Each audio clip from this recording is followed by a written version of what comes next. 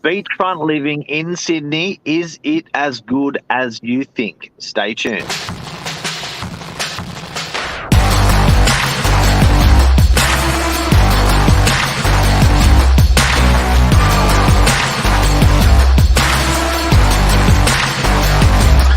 I'm the ringleader, so listen up.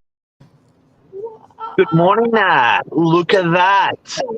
In the ocean. Look at that. And that is a photo of a house literally a couple of kilometres away from our office. Yeah, so this is in Collaroy Beach, this one. So literally 5-minute drive away. It happens.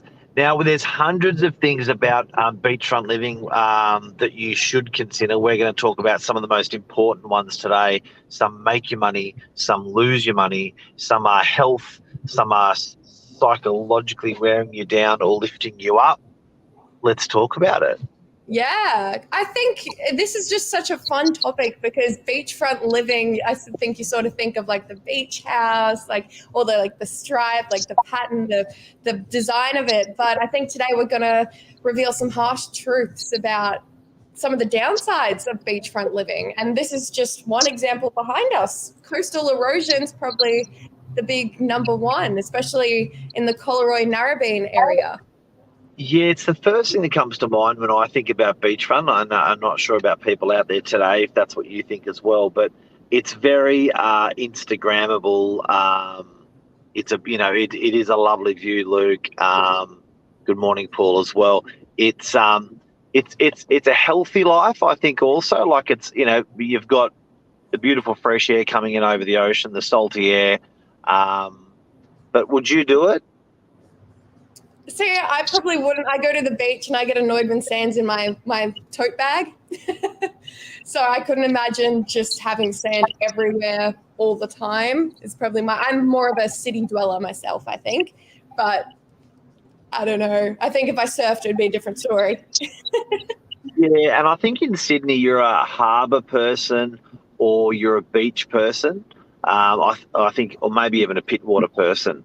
You're sort of you're between those three, and I guess what strongly resonates with me over those three is beach. I love beach. I could do it. I could do it happily. It is expensive. Yeah, well, that's one thing with beachfront living is that it's got a really good resale value as well. So we were just saying off air that even the houses in this area, like they're not going down in value. No. They're going up just as much as every other house. They're on spec, even though in the northern beaches they're building a bit of a seawall on Collaroy and Narrabeen there, which is costing each owner of each house, and the council's put in a little bit of money as well. But what are the other considerations, Nat? I know you've done a bit of research. We've spoken to we speak to a lot of landowners that own these types of properties, that have sold these types of properties, bought these types of properties. What are the other considerations people should think about? Well, I actually talked to my grandma about this on Mother's Day this weekend. She's been a Northern Beaches local her whole life, so she had a bit of insider knowledge. But unpredictable weather, obviously, is one of the big considerations. Even look at the floods that happened not that long ago. We got rising sea levels. So a property that you buy now, in 12 years, you could have a pool in your living room that you didn't want. So there's just something to think about, the actual how long you're going to have that property and what the area and the beach is looking like and what's predicted with the waves. Yep. But one thing my grandma did mention is everything in a beachfront property a lot of the time is sticky because of the salt and the moisture. Yeah, right. Okay. Yeah. Which so is that's something inside and outside of the house, I guess, because it's you open that window or door, booyah.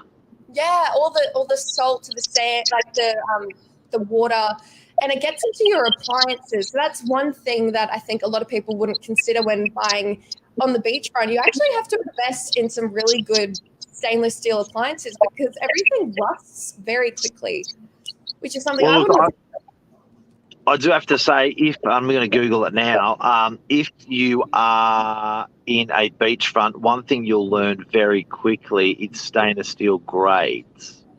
Now, there's I'm just doing a grade chart for Australia at the moment.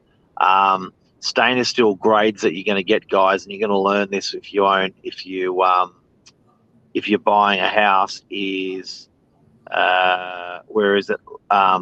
When you buy, so for example, when you buy something at Bunnings and you see that it's really, really cheap, the grade of the stainless steel of what you're buying is going to be absolutely rubbish. It's rubbish. So, and what will happen is after a year or two, it looks fantastic out of the shop.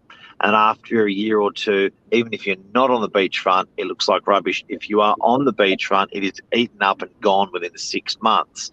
So people on beachfronts will start to look for really good quality stainless steel. If you do Google stainless steel grades, I'm finding it a bit hard to find, but if you do Google it, you'll get all your grades reported to you, and you want to buy the best. So 304 is regarded as good, but then you'll start getting marine grade stainless steel. So, for example, on a boat, the stainless steel that they put on the boat is absolutely incredible. It will last an entire lifetime. You can buy that quality stainless steel for your light fittings. You can buy that quality stainless steel for your barbecue. You can buy that quality stainless steel anywhere you have steel in your house. So generally brass and generally high quality stainless steels when you're on a beachfront, believe it or not, important. Otherwise, you're buying it every couple of years. You'll learn fast. Yeah, exactly. And that's the type of thing I think a lot of beachfront buyers have to be cautious of, because, yes, you're probably going to spend a lot more up front on these stainless steel appliances that are higher grade, but then that's saving you from buying 3 or 4 replacements in 5 years because everything just keeps breaking moisture. Yeah. I've bought a spit, being Serbian background. I've got a spit. And I bought it from Monaval Barbecues, and a spit at Bunnings is $80. A spit with high grade stainless steel is about $1,800. I'm so happy you know the cost of spits. You'll spend about, that's a multiple of 18. So you'll spend about 10 times the amount of whatever you're buying on a beachfront property to get the right stainless steel. 10 to 20 times of what you can just buy it cheap. That's expensive. Mm. Yeah, well, so stainless steel appliances. So looking at the grades, sort of like a thread count. That's what it reminded me of. Like the higher the thread count, the better quality. So that's correct. Something. Yeah, that's right. A screw. If you've got screws or nails in timber on a beachfront property, it's going to rust if it's not the correct stuff. Great. And then we sort of talked about sand, but wind is one thing that is quite intense if you're living right on the beachfront, especially Northern Beaches is quite a windy area. But you were saying that sometimes the wind can be just as bad as heavy traffic. Yeah, so the noise of the crashing waves in the wind, and that wind can be a higher decibel count than a main road or a highway. It is, if anyone's ever experienced on a beachfront, the noise of the crashing of the waves, it is absolutely ferocious. It can keep you up all night. But we've been pretty negative on the beachfront. I think we've got to roll out some positives now. Yeah, well, we sort of touched on it briefly before. You were talking about the psychology behind living on the beachfront. It's actually proven that living on the beachfront is healthier for your mental and physical well-being. So people who live on the beachfront are more likely to keep up physical activity. So even if it's just walking on the beach every morning, and swimming, obviously, but people have been shown to have a healthier lifestyle when they live in that area. So I guess your disposition, mentally, physically, happier, better, stronger, faster. It's a really healthy life. Yeah. And then obviously better air quality. So it's obviously you're getting that fresh sea air every morning. If you have a balcony, it would be just the best thing to wake up, read a book on the balcony. And of course, you're on the beach as well, so you're closer. You're more likely to be closer to like local amenities. There's going to be cafes, shops. There's going to be a lot of local life. I have a few mates who live on the beach, and they just rave about how they can literally just go for a walk. 2 minutes, they have a coffee, and they can just walk around. And it's something that other areas you probably don't get that same environment and the feel. There. Another thing as well that people got to consider is if you're in a beach in Sydney, you're east facing, you're waking up with the sun. So beautiful sunrises to wake up to. Something that mentally, physically is just would be quite exhilarating. So I can imagine that every morning, a beautiful sunrise coming up and you having a cup of coffee there. Now alternatives to beachfront. So that. If people don't want to get around a few of the cons of being on a beachfront, places like Summit Avenue you mentioned this morning, you can sort of get a little bit off that beach, still get everything that goes with it. Yeah, exactly. So I was just talking about Summit Avenue because there's a property that's DY Headland, in case anyone isn't sure. It's sold for $10 million, and it broke the previous suburb record, which was around $8 million. And the reason being, it's technically on the beach, but it doesn't get any of the cons that we've been talking about. It's on the headland, so you're not getting, and it's quite back, so you're not getting too much wind, but you're close to all the local amenities. It's a beautiful house. But yeah, so when you're thinking about buying on the beach, think just buying slightly further back from the beach or slightly to the right or the left of the beach, because that's what I think I read an article, they were calling it bridesmaid houses. So it's not the bride, but it's the bridesmaid, but you're still getting all the pros, but you're just getting rid of some of the cons we were talking about. Rather than getting all the wind and the sand, you're still getting all the benefits. So we've talked about beachfront guys and girls this morning. We've talked about some pros. We've talked about some cons. We've talked about pricing on these beachfronts, that they do go up terrifically well, even if they do suffer from erosion. That doesn't seem to repel the pricing going up. Anything else we should know about on beachfront houses that we may have missed?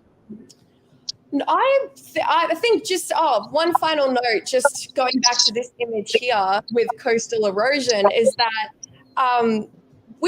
as we've seen with this house, that if coastal protection laws actually outweigh all property law. So as we were sort of talking about with the seawall, these people are going to have to pay for the seawall to go up. But this is something to consider, just to do your research if you're looking to buy on the beach, and have a look at some of the coastal laws and predictions about where whether the sea is going to be coming into your living room. Some of these homes are not insurable. Yeah. So keep an eye out on your insurance policy before you buy in either flood, lake, waterfront, beachfront. Check your insurance policy from 2 or 3 insurance companies. You don't want to rely on one, because they could stop their premium after a couple of years, and then you've got no one else to look after you. Get 2 or 3 quotes, take an average of those 2 or 3 quotes, and make sure that the home is insurable, because some homes are not. Exactly. Oh my gosh. And that is beachfront life. I don't know. I you know what? After going through all these pros and cons, I'm still in. I love it. See, I'm all for the city. I'd rather be. I think I'm what you said. I'm more of a harbour person myself. Yeah. Well, and I guess harbour wise, you're not getting a lot of that erosion, a lot of that high wind. There's a little bit more protection than that raw coastal, and probably noise as well. I think the noise from those waves, as opposed to being on a harbour. Yeah. It's a really good debate. Are you a harbour person or a beach person? The pros and cons. I actually don't think it's even. I think it's more built into your DNA rather than anything. You can go for all the pros and cons that you want, but I still think it's just inside of you. You just love the beach, or you just love the harbour. Yeah, I know. Sydney Opera House, can't beat it for me. It's beautiful. It is. Legend. Oh, all right. Thank you. thank you for that today. The pros and cons of buying on a beach, will they make you money? Yes, they will, but bear in mind there's going to be stuff that's going to cost money along the way, and I think we've covered a lot of them. Thank you. Thanks, Mark. Thanks, Nat. See you, everyone. Take care. Have a great day. See ya. See ya. Good.